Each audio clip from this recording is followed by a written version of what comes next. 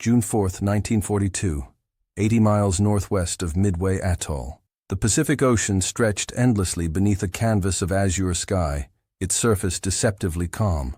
Below, 30 feet under the waves, the USS Nautilus moved through the darkness like a steel predator, its hull cutting silently through waters that would soon witness one of history's most decisive naval battles. The submarine's interior hummed with the mechanical rhythm of life support systems, diesel engines, and the quiet breathing of 105 men who had no idea they were about to change the course of World War II.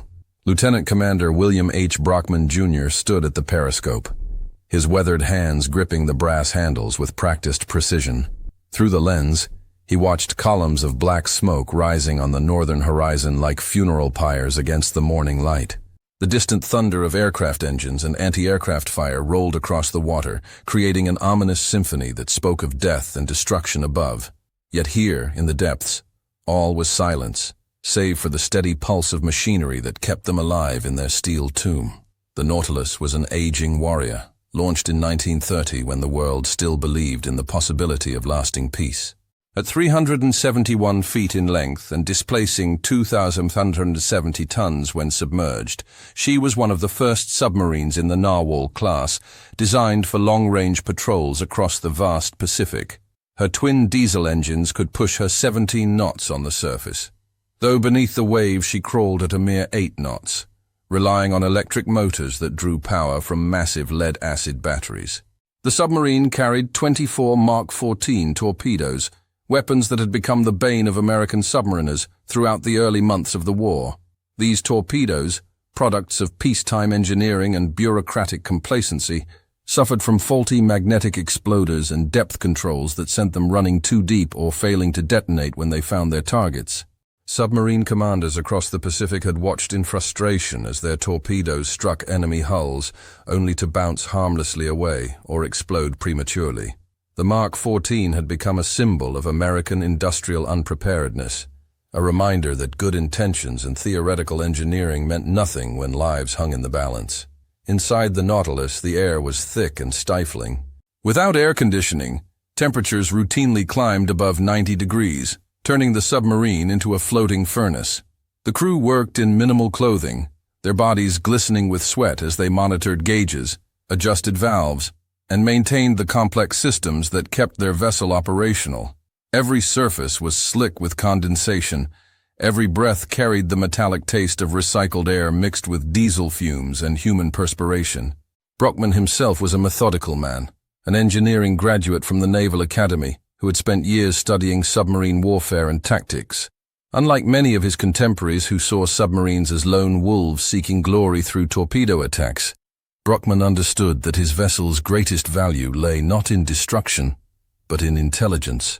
The submarine was the perfect reconnaissance platform, capable of approaching enemy formations undetected and reporting their positions, courses, and compositions to friendly forces.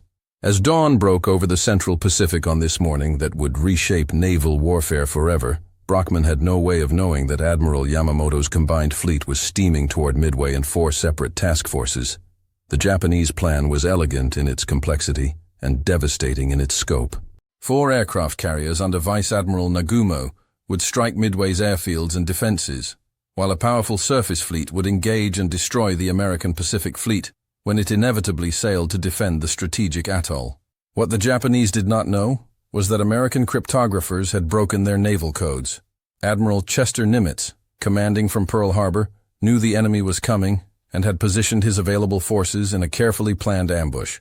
The carriers Enterprise and Hornet, along with the damaged but operational Yorktown, waited northeast of Midway with their escort vessels, while the atoll's defenders prepared for the onslaught they knew was approaching. The USS Nautilus had been assigned a patrol sector northwest of Midway, positioned to intercept any Japanese forces approaching from that direction. Her orders were simple: observe, report, and attack targets of opportunity. Yet in the minds of many naval officers, submarines were considered auxiliary players in carrier warfare, slow-moving platforms better suited to commerce raiding than fleet engagements. This dismissive attitude was shared by their Japanese adversaries.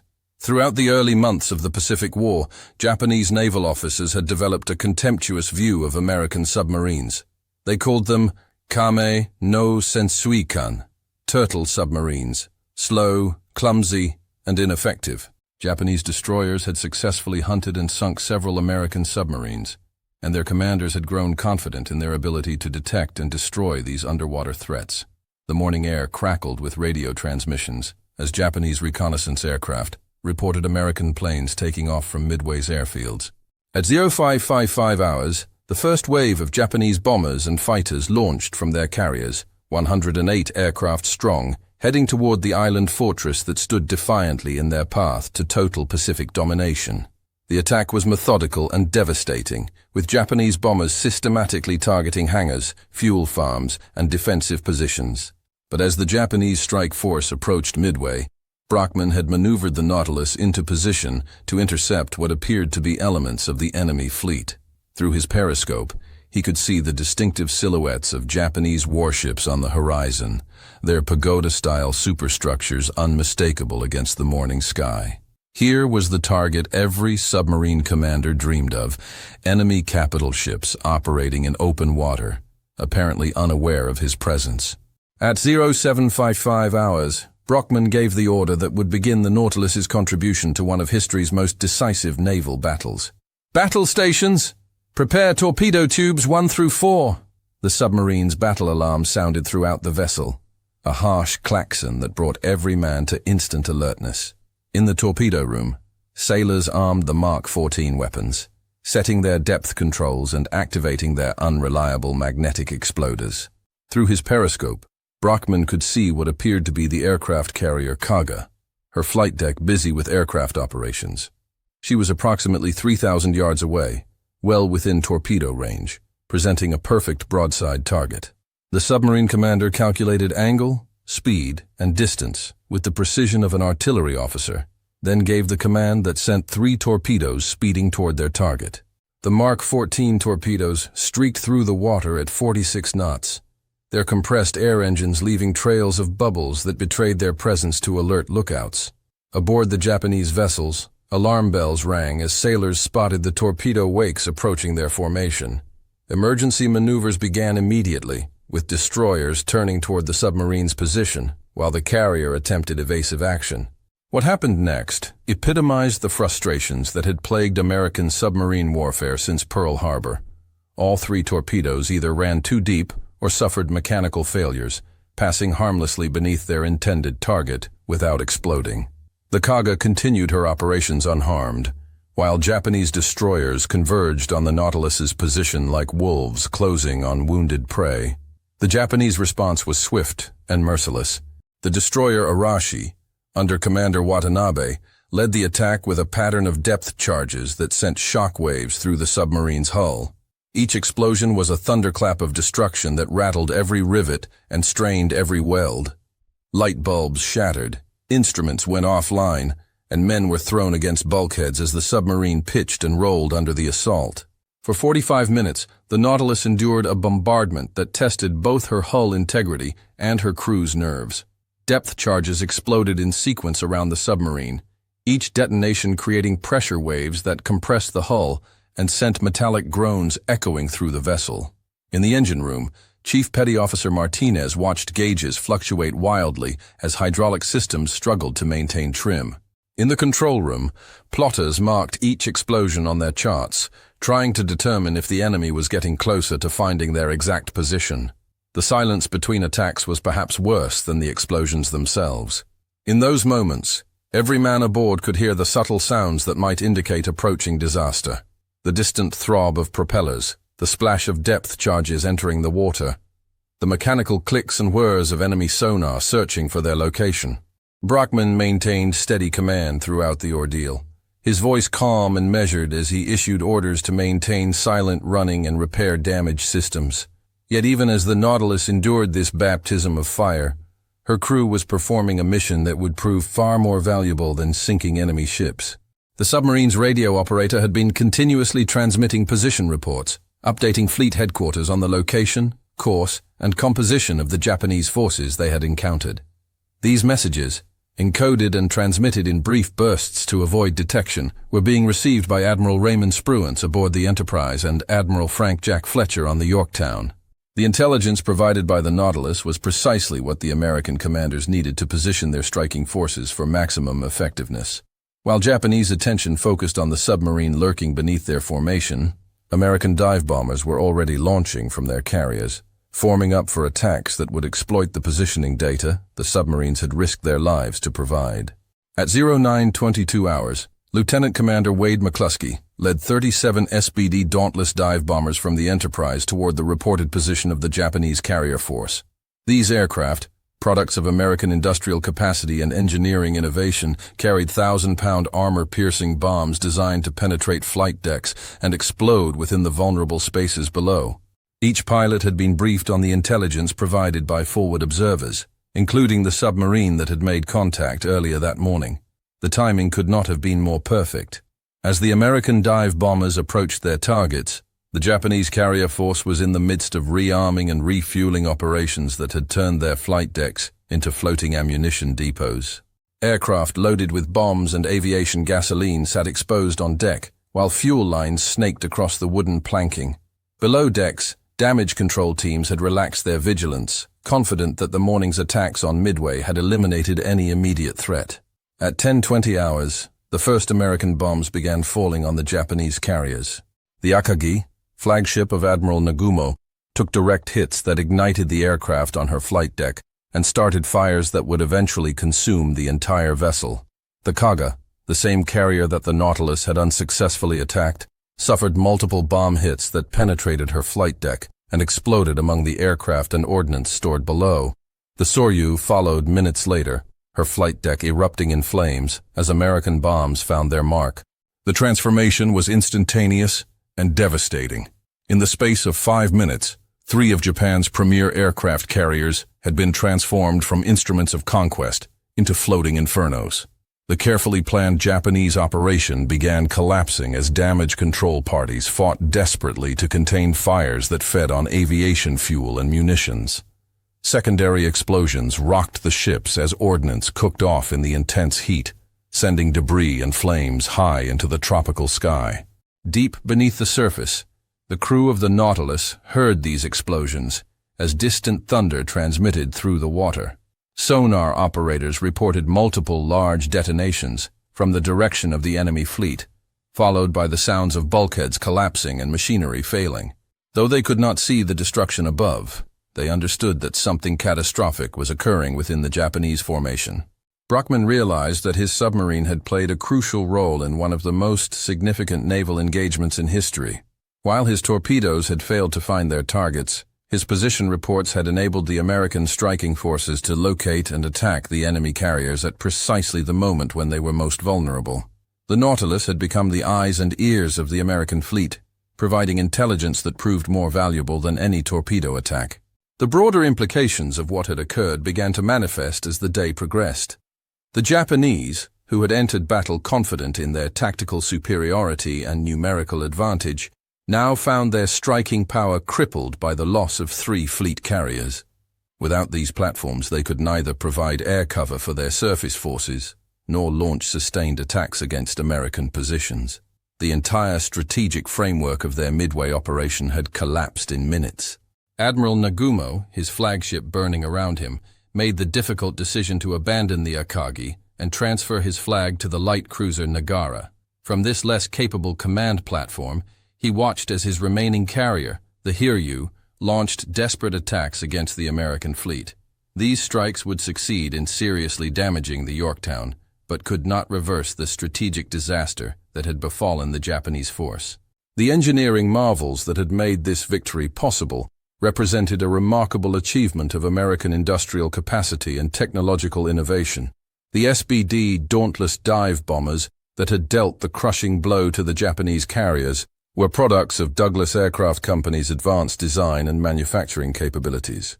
Each aircraft incorporated innovations in aerodynamics, structural engineering, and weapon systems that gave American pilots decisive advantages in precision bombing. The submarines that provided crucial intelligence, including the Nautilus, represented decades of development in underwater warfare technology. Their sophisticated sonar systems, periscope optics, and communications equipment enabled them to operate effectively in the vast Pacific theater. While their torpedoes remained problematic, their reconnaissance and intelligence-gathering capabilities had proven invaluable in coordinating fleet operations across thousands of square miles of ocean. Perhaps most importantly, the victory at Midway demonstrated the power of integrated military operations, where different platforms and systems worked together to achieve results that none could accomplish alone. The combination of cryptographic intelligence, submarine reconnaissance, and carrier aviation had created a force multiplication effect that overwhelmed Japanese tactical expertise and numerical superiority. The broader strategic implications of the Battle of Midway extended far beyond the immediate tactical results. Japan's loss of 4 fleet carriers, along with many of their most experienced pilots and aircrew, represented a blow from which their naval aviation would never fully recover. The industrial capacity required to replace these losses simply did not exist within the Japanese war economy, which had been optimized for short, decisive conflicts rather than prolonged industrial warfare.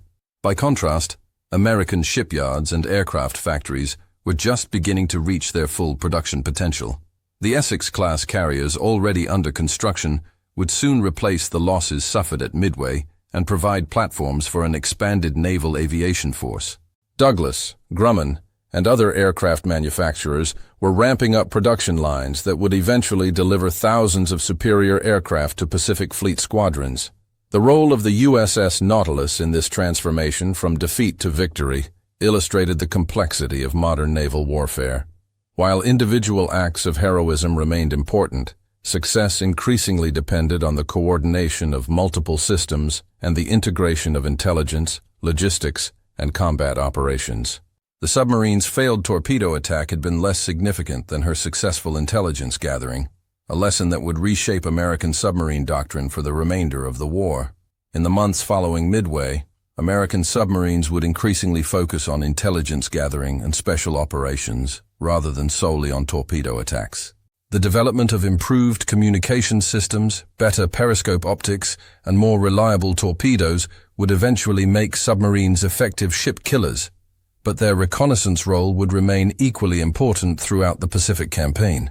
The industrial and technological lessons of Midway also influenced American defense planning and procurement strategies. The importance of reliable weapon systems, demonstrated by the Mark 14 torpedo failures, led to increased emphasis on testing and quality control in ordnance production. The value of electronic warfare and signals intelligence drove investments in radar, sonar, and communications technology that would provide American forces with decisive advantages in later engagements. Leadership and decision-making under pressure proved equally crucial to the American victory. Admiral Nimitz's decision to position his forces based on cryptographic intelligence represented a calculated risk that could have resulted in disaster if the intelligence had been wrong or if Japanese plans had changed. His willingness to trust his subordinate commanders and allow them tactical flexibility enabled rapid responses to changing battle conditions. At the operational level, commanders like Brockman demonstrated the importance of initiative and adaptability in modern warfare. When his primary mission of torpedo attacks failed due to weapon malfunctions, he immediately shifted focus to reconnaissance and intelligence gathering. This flexibility and willingness to adapt to circumstances proved more valuable than rigid adherence to original orders. The human element remained central to these technological and strategic achievements. The crew of the Nautilus, operating in temperatures above 90 degrees with air barely suitable for breathing, maintained their equipment and executed their missions under conditions that tested the limits of human endurance. Their professionalism and dedication exemplified the characteristics that would enable American forces to prevail in subsequent Pacific campaigns. The Battle of Midway also demonstrated the importance of logistics and industrial resilience in modern warfare. While the tactical engagement lasted only a few hours, the strategic preparation had taken months of intelligence gathering, code breaking, and fleet positioning. The ability to maintain complex weapons systems thousands of miles from home bases required sophisticated supply chains and maintenance capabilities that reflected American industrial capacity. The psychological impact of Midway extended throughout both the American and Japanese military establishments. For American forces, the victory provided proof that Japanese forces could be defeated, and that American equipment and training could prevail against experienced adversaries. This confidence boost would prove crucial in subsequent campaigns where American forces faced entrenched Japanese positions and fanatical resistance. Conversely, the Japanese military never fully recovered from the strategic and psychological shock of Midway.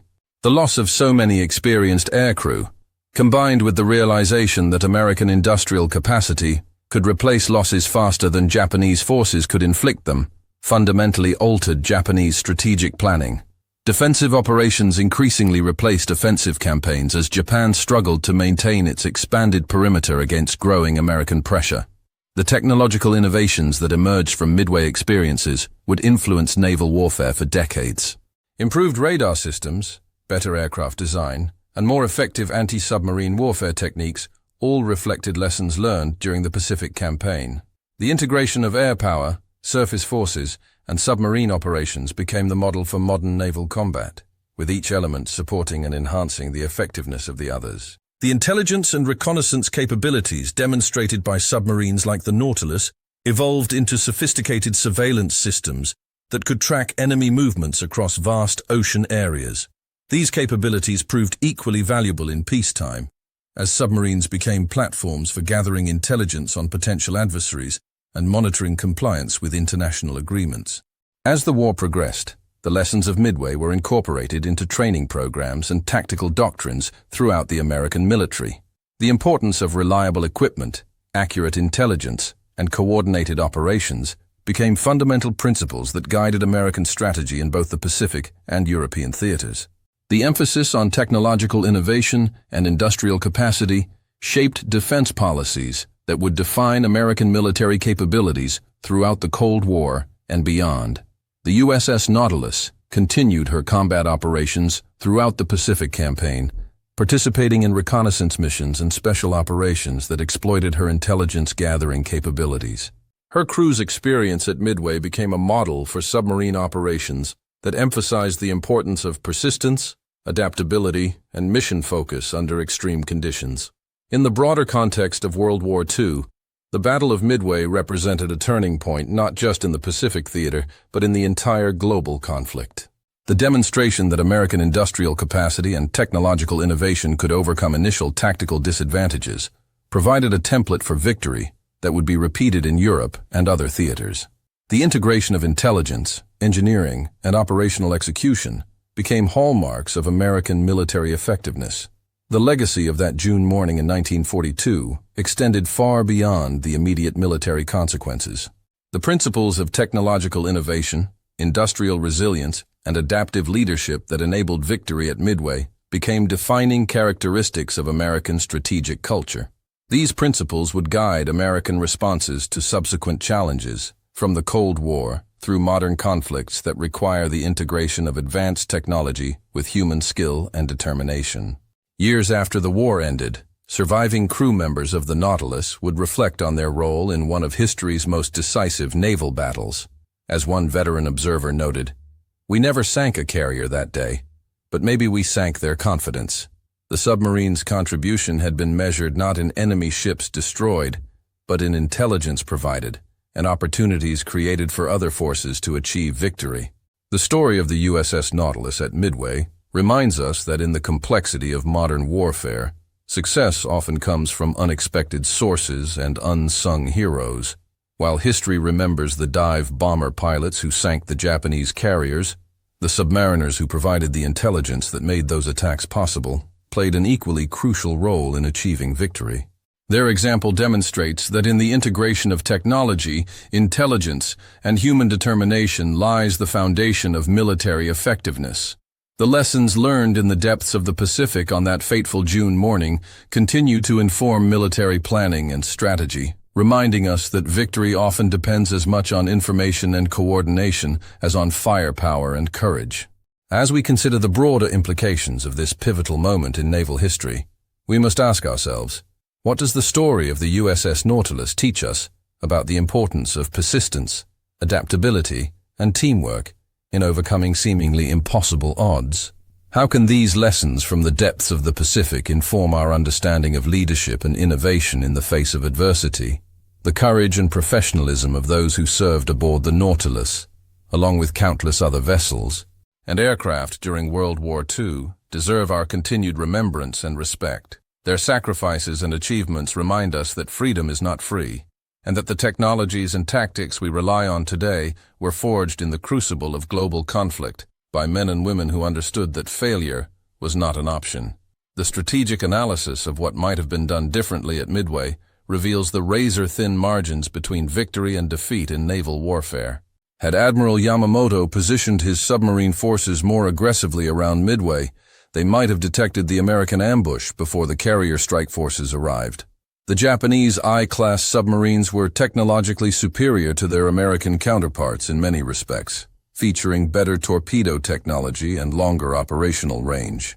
However, Japanese submarine doctrine emphasized attacks against military targets rather than intelligence gathering, a strategic oversight that cost them crucial situational awareness during the critical hours of June 4th. The deployment of Japanese submarines in a more comprehensive reconnaissance screen, 50 to 75 miles around their carrier force, could have provided early warning of approaching American strike aircraft. Instead, Japanese submarines were positioned primarily along anticipated American approach routes, focusing on potential torpedo attacks against retreating American forces rather than providing defensive intelligence for their own fleet. This represented a fundamental misunderstanding of submarine capabilities in carrier warfare, where information often proved more valuable than destruction. From the American perspective, the successful integration of cryptographic intelligence with operational deployment created a force multiplication effect that compensated for numerical inferiority. However, the battle could easily have turned disastrous if Japanese reconnaissance had been more thorough or if American torpedo failures had extended to dive bomber accuracy. The margin for error was extraordinarily small, demonstrated by the fact that 3 American torpedo squadrons were virtually annihilated in ineffective attacks before the dive bombers found their targets.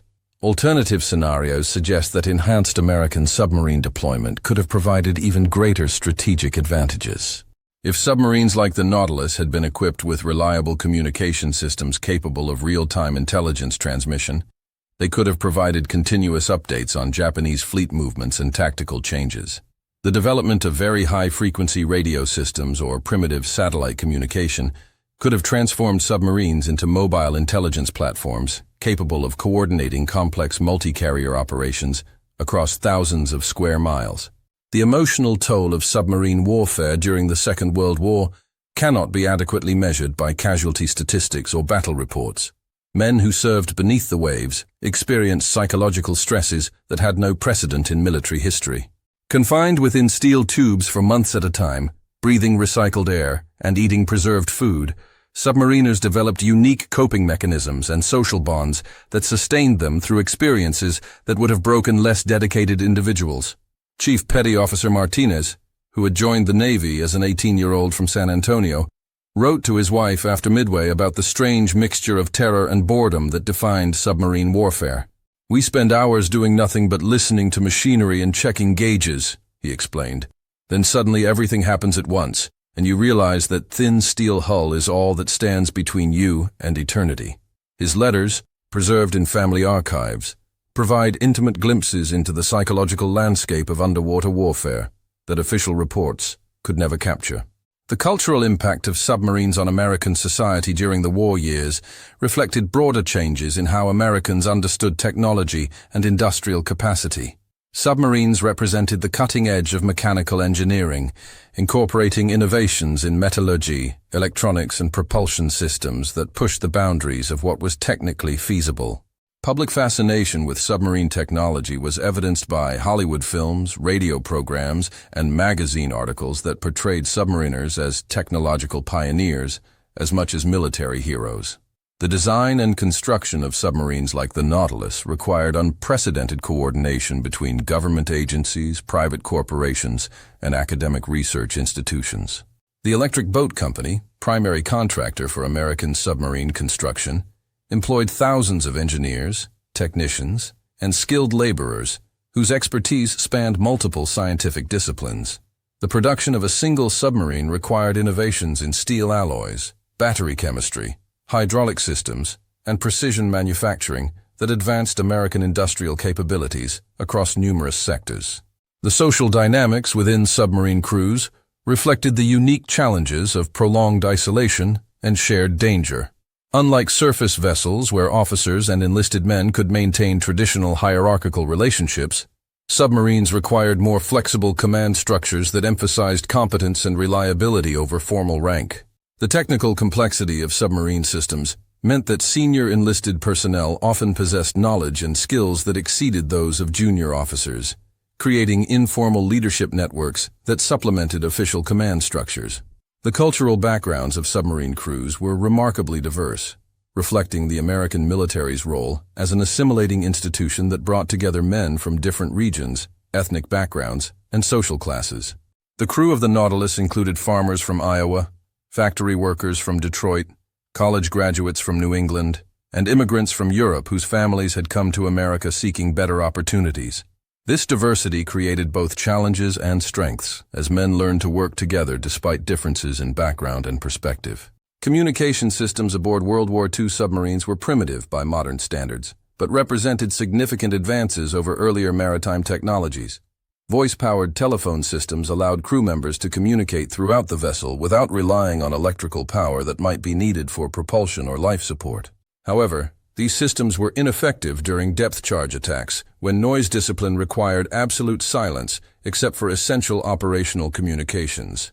The psychological effects of depth charging were particularly severe because submarine crews could hear every explosion while being unable to respond effectively.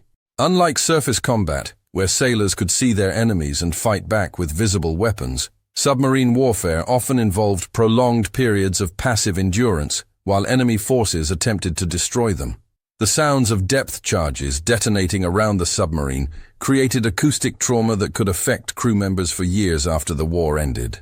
Medical care aboard submarines presented unique challenges that required innovative solutions and exceptional dedication from medical personnel. Submarine pharmacists' mates, typically the only medical professionals aboard, had to handle everything from routine injuries to surgical emergencies using limited supplies and equipment. The confined space made medical procedures extremely difficult, while the inability to evacuate seriously injured crew members meant that pharmacists' mates often had to provide care far beyond their formal training. The development of American submarine doctrine during the Second World War reflected lessons learned from both successful and failed operations.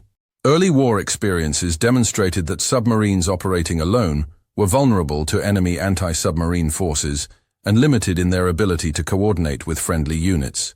The integration of submarines into larger operational frameworks, where they provided intelligence and reconnaissance support for carrier and surface forces, proved far more effective than independent operations. The technological limitations that plagued American submarines during the early war years stemmed from peacetime development priorities that emphasized economy over combat effectiveness. The Mark 14 torpedo, developed during the 1930s when budget constraints limited testing and evaluation, represented false economies that cost lives and operational effectiveness when war began.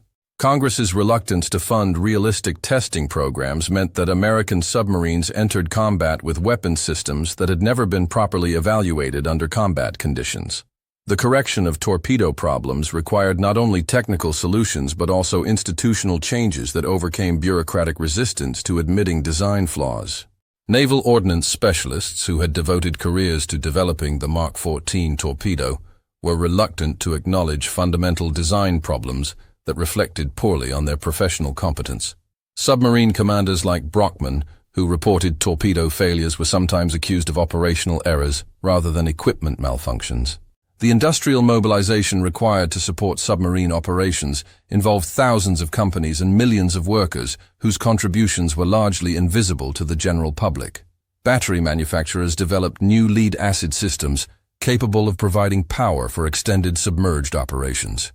Steel companies created specialized alloys that could withstand the pressure and stress of underwater operations. Electronics firms designed communication and navigation systems that functioned reliably in the harsh environment of submarine warfare. The strategic importance of submarine operations extended far beyond their direct military contributions to encompass psychological and political effects that influenced enemy decision-making. Japanese naval commanders devoted significant resources to anti-submarine warfare that might otherwise have been used for offensive operations. The constant threat of submarine attack forced Japanese merchant vessels to travel in escorted convoys that reduced shipping efficiency and limited the flow of raw materials to Japanese war industries. The intelligence capabilities demonstrated by submarines like the Nautilus at Midway became models for post-war intelligence gathering operations that would define Cold War maritime strategy. The ability to operate undetected near enemy coastlines while collecting electronic intelligence and observing military activities made submarines invaluable platforms for peacetime surveillance operations. These capabilities would later be enhanced by nuclear propulsion systems that allowed submarines to remain submerged for months while conducting intelligence missions. The environmental challenges of submarine warfare required innovations in life support systems that advanced understanding of human physiology and psychology under extreme conditions. Research into air purification, waste management, and psychological stress influenced developments in aerospace technology, deep-sea exploration, and other fields where humans operated in isolated, confined environments. The lessons learned from submarine operations contributed to the development of spacecraft life support systems and underwater research stations.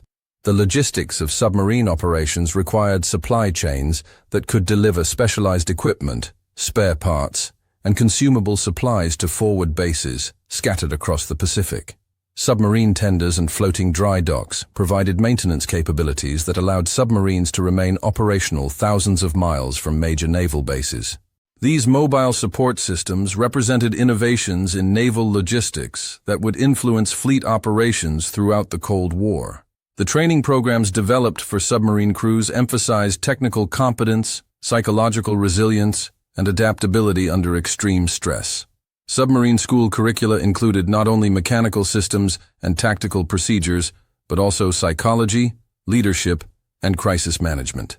The selection process for submarine service screened candidates for psychological stability, technical aptitude, and ability to function effectively in confined spaces with limited privacy.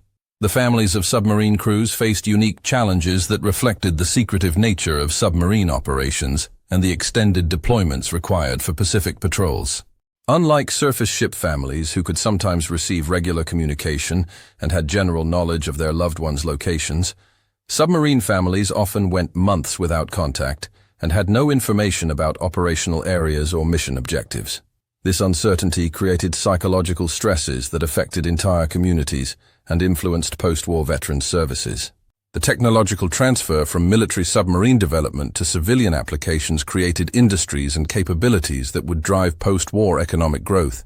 Innovations in underwater construction, deep-sea exploration, and marine engineering reflected technologies originally developed for submarine warfare.